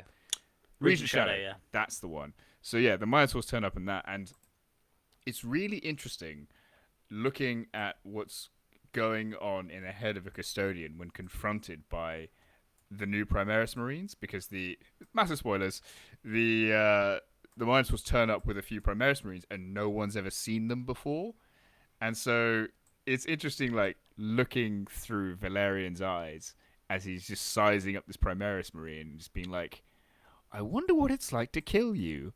That's really fascinating. Are they still kind of acting in the same capacity as they used to now that Guilliman's back, or have they kind of taken a different direction? You mean the Minotaurs or the Custodies? The Minotaurs, sorry. Okay. So in that book, it was very early on when Guilliman came back, right? Because this is massive spoiler territory. Valerian just got given whatever he was given as, I can't remember what it was. He was given his title. I think it's a massive spoiler. Guilliman's back. yeah. But so like when the Minotaurs first turned up, it's just Guilliman just kind of returned and was kind of sorting everything else out on Terra. So I don't think we've kind of had that update on the lore of where they stand. Guilliman just left at that point, I believe. Yeah. Guilliman's just left, and they're trying to almost reconquer Terra, because there's anarchy everywhere in the wake of all these psychic storms, etc.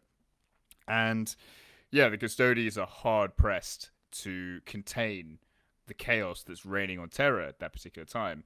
And the Minotaurs get brought in, and they are basically wreaking havoc and fucking up a whole bunch of stuff.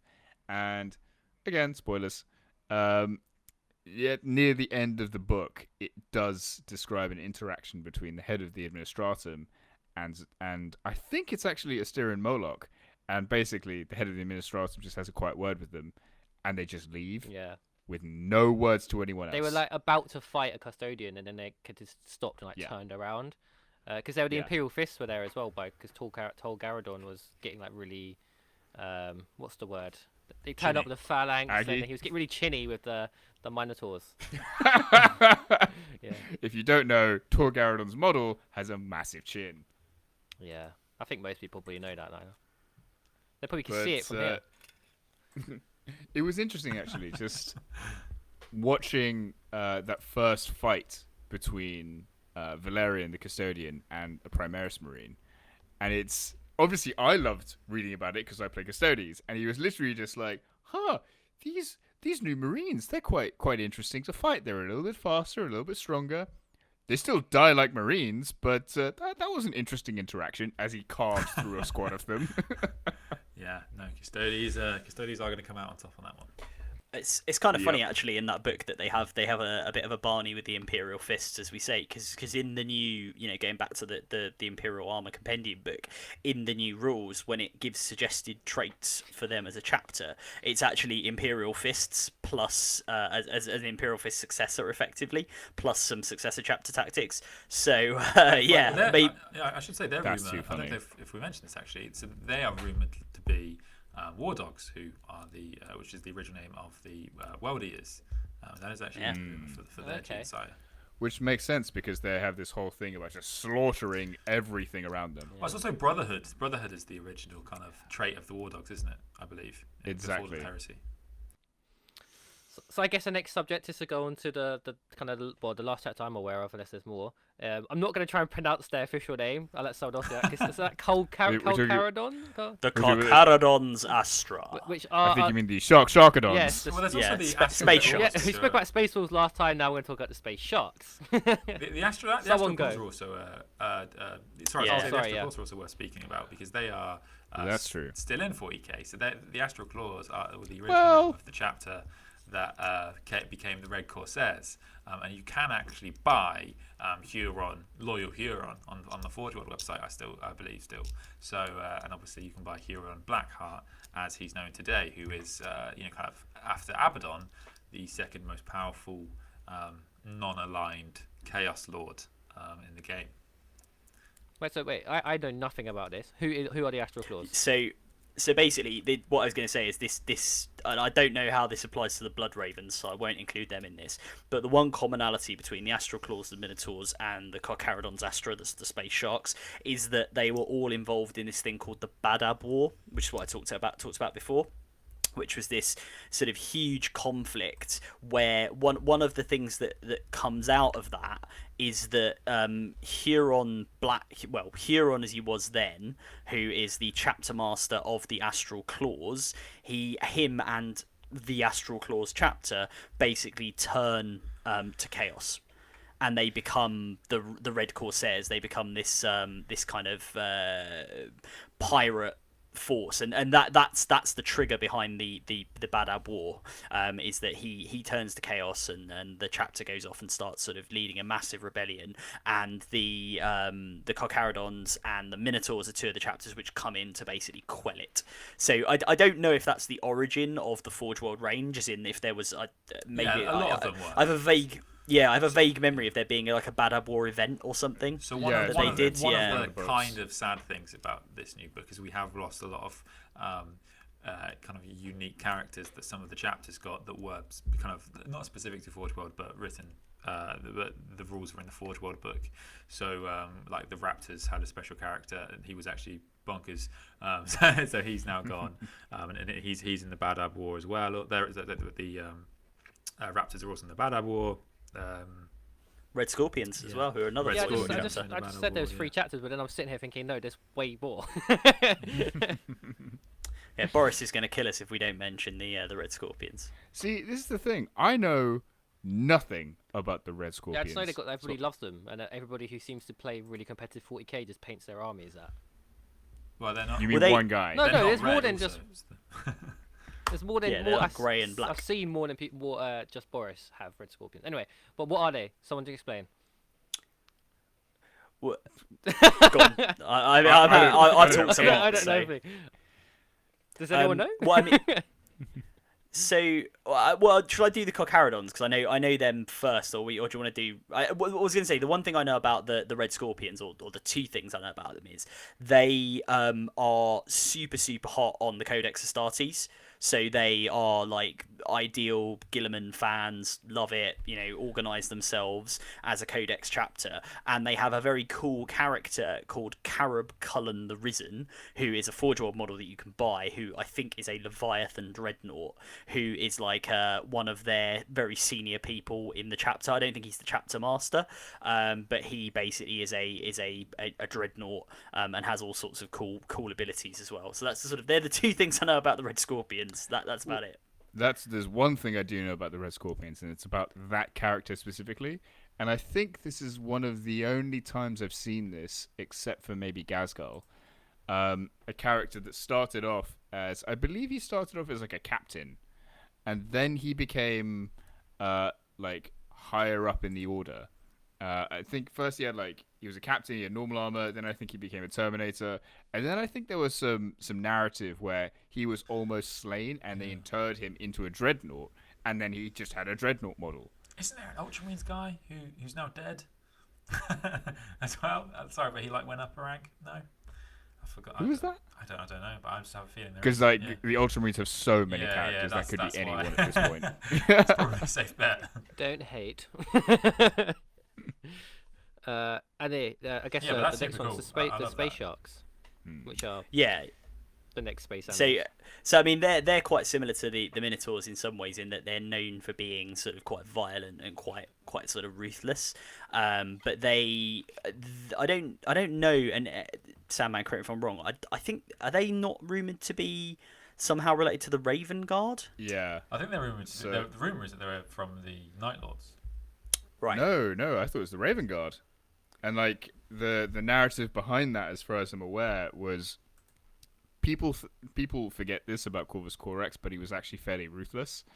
And one of the things he did to purge the Terran recruits from the Raven Guard was send them on. There was this campaign where just loads and loads of Raven Guard died, and he made sure that most of them were Terran recruits, and anyone that was left essentially got not expelled, but like almost banished from the chapter. Essentially, he took all the Terran recruits and was like, right, that corner of the galaxy, go take it over, and just left them, and they just buggered off. And eventually, those Marines became the Cocharodons. And the reason specifically why he sent the Terran Marines away was because, if you don't know this already, Corvus Corax was brought up in a prison, on a prison planet. Explains why he's Nemo. Not the Alex Jones online conspiracy theory website, to be clear. No, not at all. And so when he was reunited with the Raven Guard, pre-being united with him, had been used mainly as a garrison force. And essentially he looked at them with disgust because he was like, essentially, you've been jailers. You've been the Marines who have been sent to worlds that have already been conquered to just make sure the populace are still in line. You are absolutely not what I'm about as a Primarch. So he made special pains to send those Marines away or get them killed and replace them with native recruits from his homeworld. So, yeah, as far as I'm aware, the Cocharodons are the descendants of banished Raven Guard. But where was the Night Lords connection? I wasn't aware that was a thing. They are basically just very similar to the Night Lords. So they have like the black eyes, white skin. So it's if they are a Raven Guard successor, I think they're more likely to be some sort of like mutant Raven Guard, something like that. Because as we all know, Chorus. Well, yeah, the genes. I think the reason why is because I think the reason why is because one of their senior people, or possibly the chapter master, uses like a title which is the same as the was used in the Raven Guard in the Heresy. I think that's where the rumored link comes from as well. Yeah. I see. I mean, apparently the narrative for those Cocharodons books is really good. Yeah. I mean, Tiberius the Red Wake, and he only speaks in a whisper or something like that. I will say the real reason the Cocharodons were that'd made, be annoying. The real reason the Cocharodons were made go over there, was so were so that painters could really differentiate themselves as really, really good. Well, actually, if we talk specifically about the Carcharodons as well, I think that Carcharodon's army is probably one of the most famous armies out there.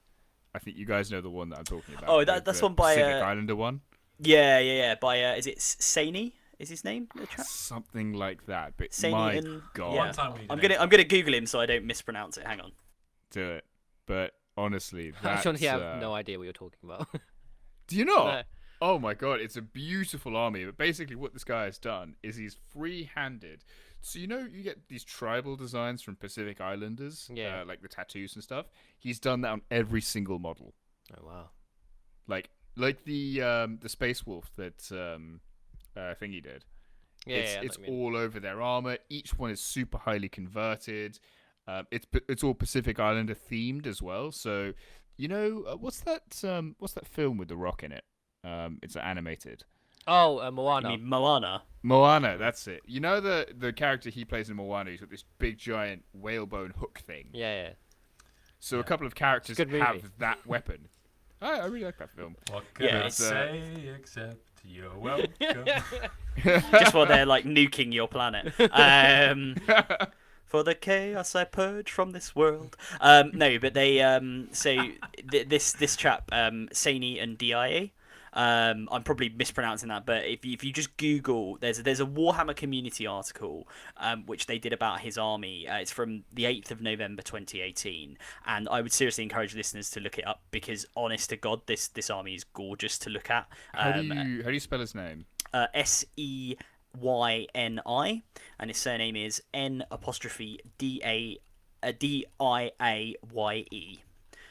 So yeah, he's done an amazing. I mean, it's just very cool. It's like, yeah, it just looks amazing. I must also say that you should probably you type in Saney in DIA Warhammer, because otherwise a retired Senegalese football player comes up. I kind of hope it's the same guy. I'm sure it isn't. I really want it to be the same guy. That would be very cool. Yeah.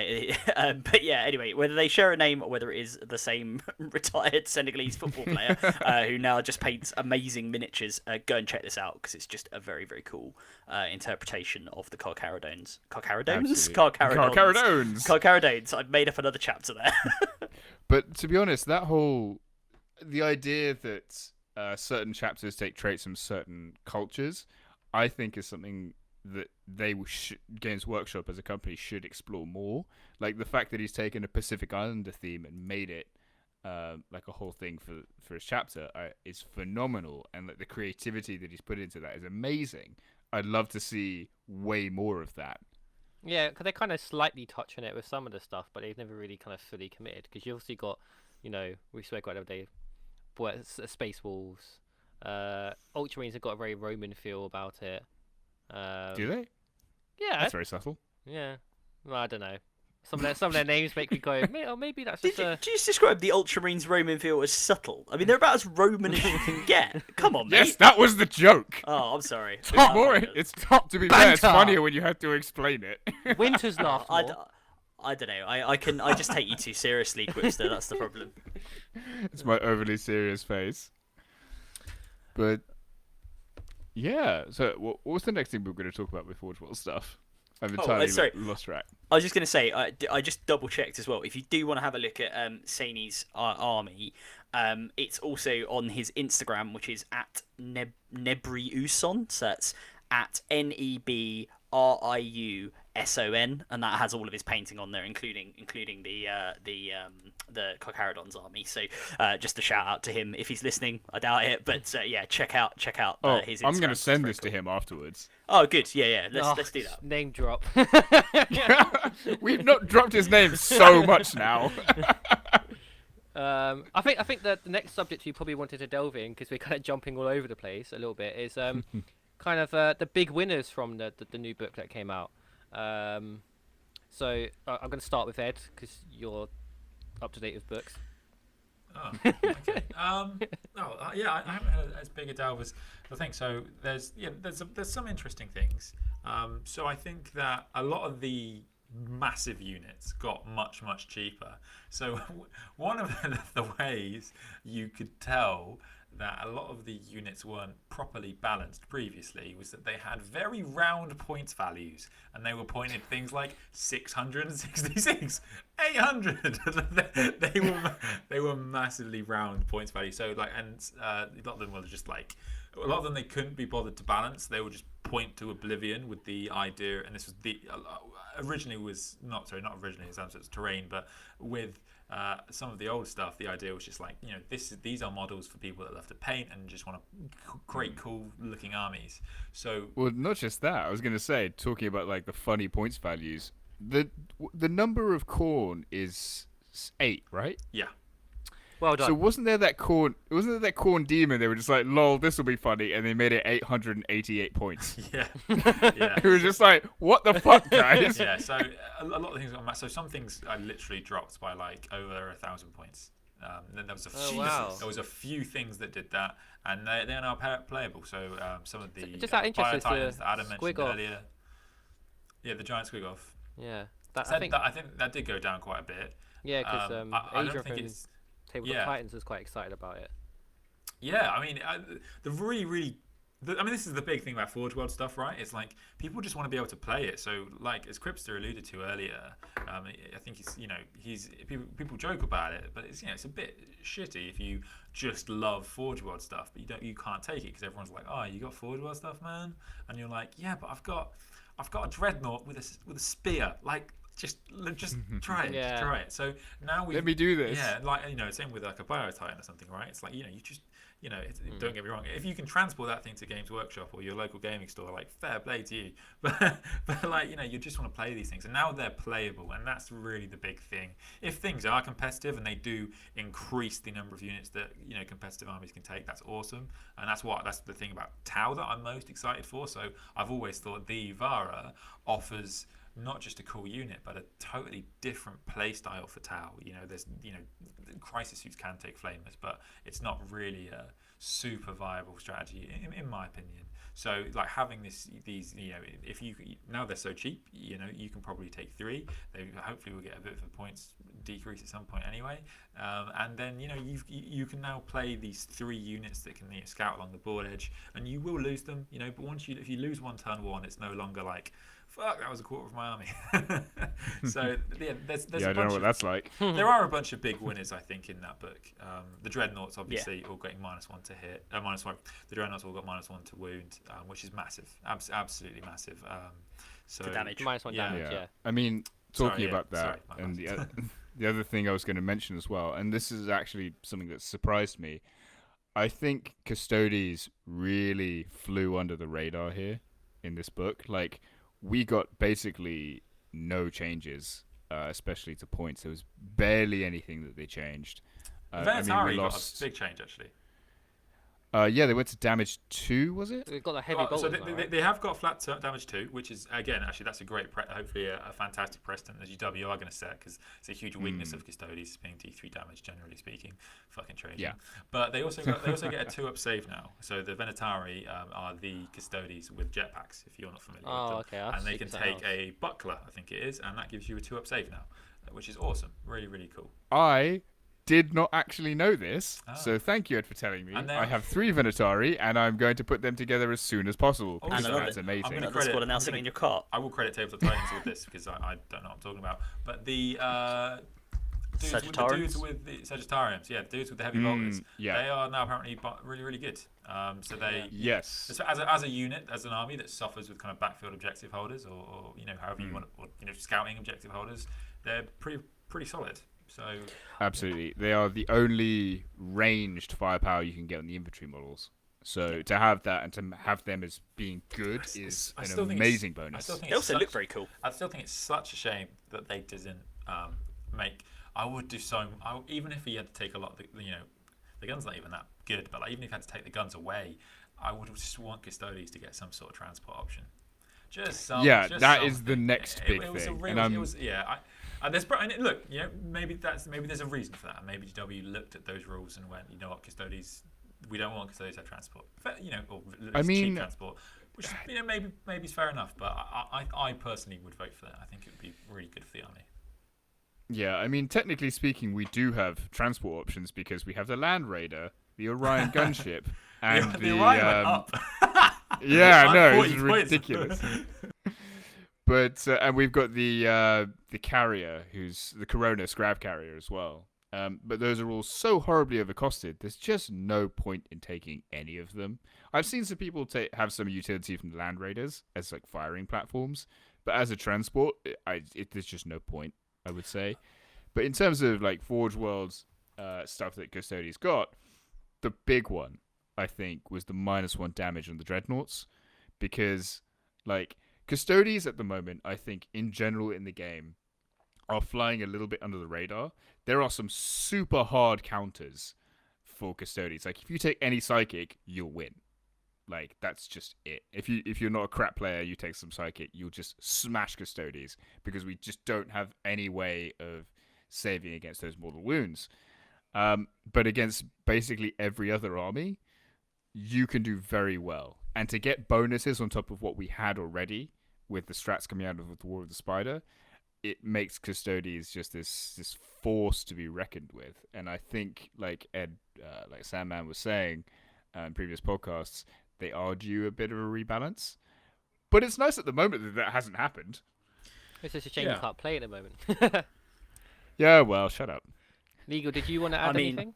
Yeah, I was going to say, and I assume that Custodians can't get in this because the unit I'm about to pick out as being super, big winner, I think, from this is an Imperium transport, which works across a range of armies and Chaos as well, which is the Terrax pattern Terrax pattern termite drill or assault drill or whatever it's called. What the hell is that? It's basically a gigantic drill with a transport capacity. Chunk of resin for you there, Cripster. Yeah, I mean it's huge. This is akin to when we were talking earlier at the very start of this about the Thunderhawk metal gunship.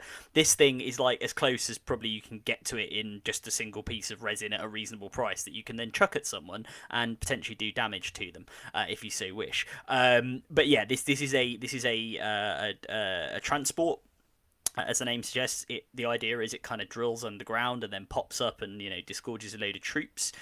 The reasons it's really good are multiple.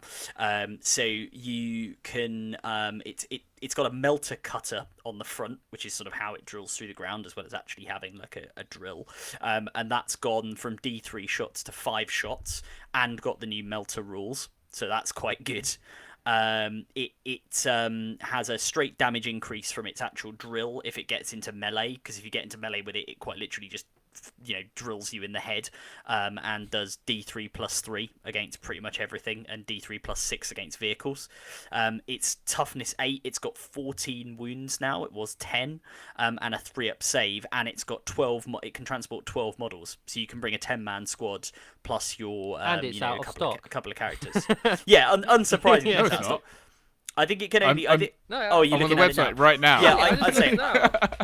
I think it can That's only carry. That's something that they do. I don't know what happens with the website, but sometimes that can happen where if you go to the Terrax from like Chaos Space Marines, it might be out of stock. But then if you go through to something else, it might be in stock. So I've had that with Terminators and stuff. You get like kits that can be built both ways. Sometimes one kit will be out of stock. Oh yeah. And then the same kit not. that you can build a different way isn't.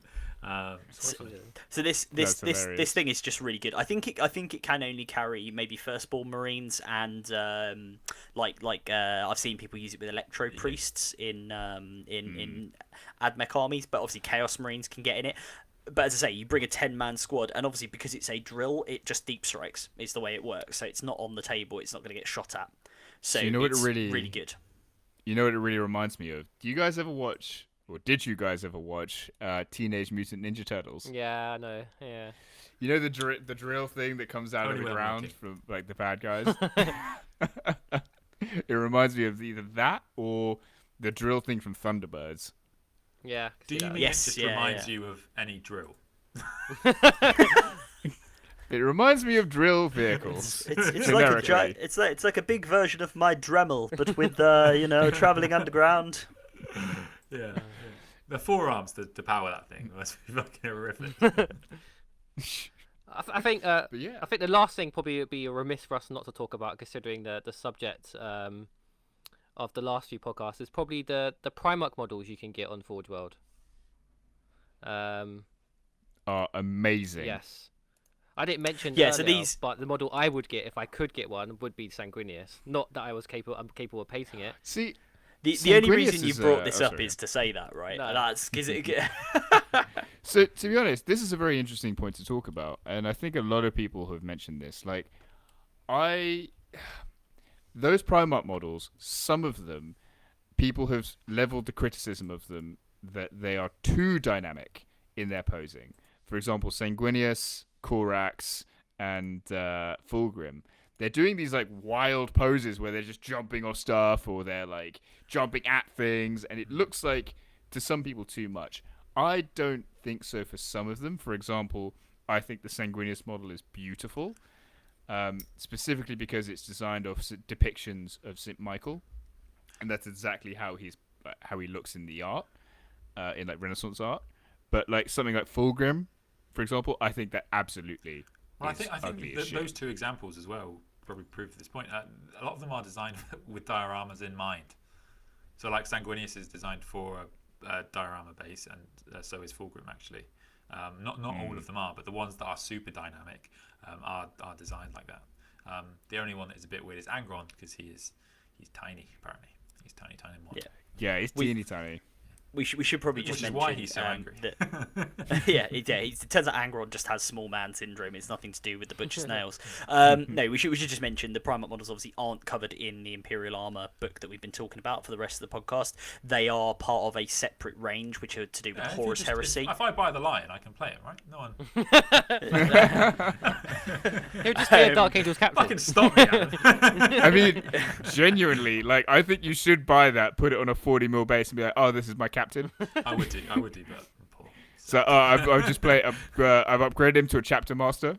He's got a power sword. Do you know what I have seen someone use people use some of the Primarch models as demon princes in their armies or greater Really? demons and stuff. Yeah, with conversions, which is very cool. So, but yeah, to be clear, the Primarch models are part of the Horus Heresy game, which is obviously slightly different. Although who knows? I think Ed's just holding out for that lion model in 40k, as discussed on one of the previous episodes of the podcast. Well, I've progressed now, Adam. Now I'm just going to say it's coming, and I'm just going to ignore people that say otherwise.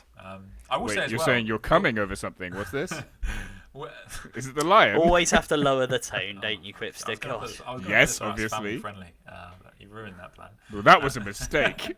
But I will say we are only waiting now on the Khan, which is quite exciting. So the Khan, for those who aren't familiar, is probably like the thing that I'm most excited for is one of the Khan's most famous bits pre kind of the dive into heresy, which we've had since the kind of mid 2000s, is the Khan was very famous for riding a rhino in the Siege of Terror, which I think it will be a massive missed opportunity if they don't make a surfing Khan model. Wait, do you mean a rhino as in the tank, right? Yeah, not as in- like an as in actual the rhino. A rhino. He's actually I mean- a member of Peter, so he wouldn't do that. I mean that in itself would still be quite metal, Yeah, right? it'd Just be him so on cool. top of the transport with a rhino on top of the rhino with Khan on top of that, just riding into battle with like like going on the background. Oh, it'd be amazing. That would be the I would coolest totally, thing ever. I will totally in GW. This is your reason to do this. I will totally buy a Malkador model as soon as they make that, though, because that's totally. That's just a dude size. So I'll definitely find a place for that in one of my armies. I was going to say, talking about people using the Primarch models in their armies, you guys have all met this guy Toki Paints, right? On Instagram, he's Toki Paints. He's the guy that converted his All right, entire guys, we have Space to Wolves call army. it a day there. Before... But he converted his whole Space Wolf army from like Forge World resin. So like his sergeants are Primarch models. Yeah, he's got Horus as one of his like wolf Terminators, lords or something. Yeah, Terminator. It's just mad. It's Awesome. just unbelievable. Seen it in person, it's beautiful. One last name drop in there, Quipster. Yeah. Yeah. Before we wrap Oh, up. yeah. Well, so I tried to cut him off. Sorry, listeners. I think on that bombshell, I think it might be a good opportunity for us to wrap up. So We just copying Top Gear now?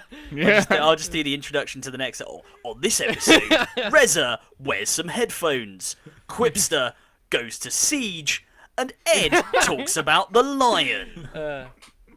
completely just thrown me what I was going to brilliant. do. So Legal, why don't you sign us out with where we can find you? Sorry. Sure. So I am on Instagram at ADR Wargaming. So if you fancy seeing some vaguely mediocre painting, jump on there and have a look.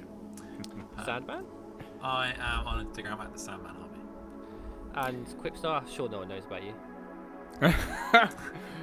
So, yep, on Instagram, you can find me at QuipsterNerd, and on YouTube, you can find me at QuipsterNerd. And I've been Reza Prime. You can find me on Instagram on Reza Prime for less than mediocre painting. And don't forget to follow us on the Conclave podcast on Instagram, Facebook, and YouTube, and all the other podcast things that are out there. Thank you for listening. Much love. Bye-bye. Bye.